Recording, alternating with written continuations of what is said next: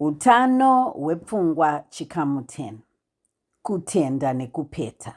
Makadini hama. Ndinoitwa Coach Fran. Ndiri mbuya, ndiri amai. Ndiri muzvare Mandeya, ndiri mai Chuma. Ndiri chipangamazano kansela uye coach wehutano hwepfungwa.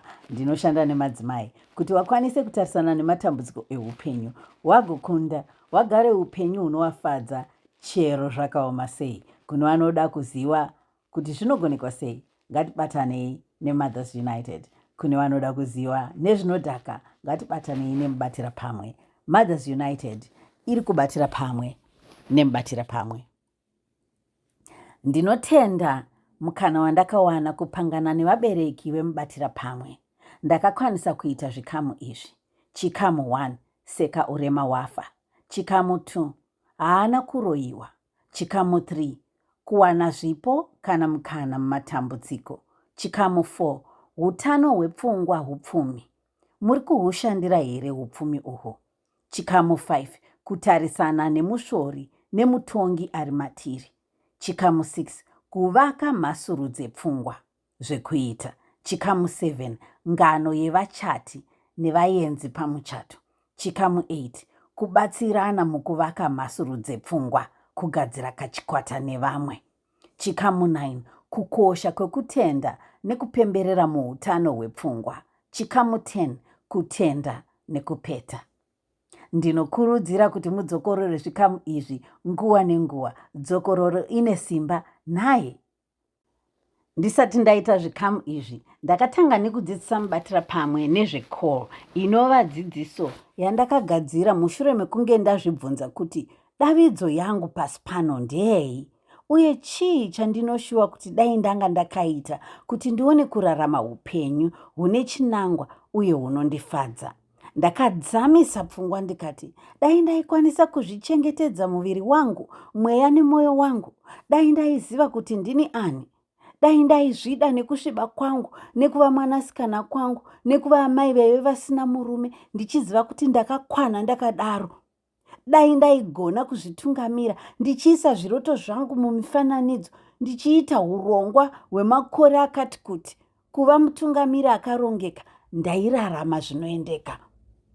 Saka ndichidzidzisa ko nekuti inobatsira kuti tirarame mudavidzo, tirarame zvinoendeka.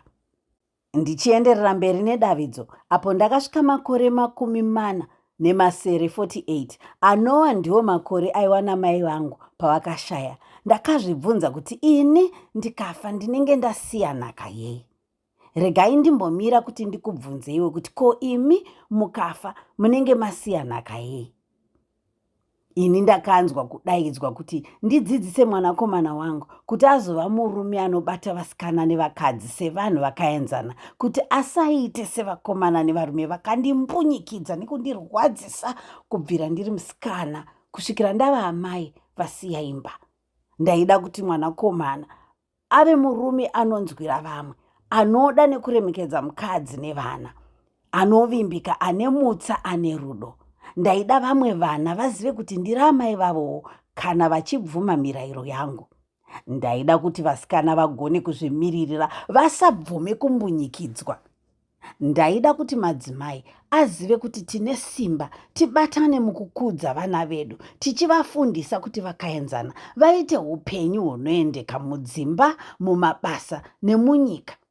Ndakanyora bhuku Mother Behold Thy Son, ndikatanga Mothers United, uko tinoshanda nemadzimai kuti vakunde chero zvakaoma sei.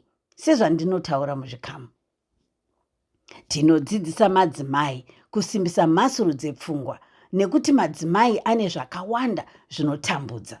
Chinhu chikuru chinogona kuti tichinje upenyu hwedu huendeke, uye tidzidzise mhuri dzedu, vana vedu vabudirire vese, hutano hwepfungwa. Mai vakadzidziswa, mhuri yese inenge yatodzidziswa. Mitoro yedu tinogona kuitura kana mhasuru dzepfungwa dzakasimba. Ndosaka ndichiti tese tinofanira kuva nehutano hwepfungwa. Mothers United inoti kumadzimai, ngatibatirei pamwe chete, tikunde. Mwari vakuitirei zvakanaka. Ndinoda kupa kutenda. Ndapeta.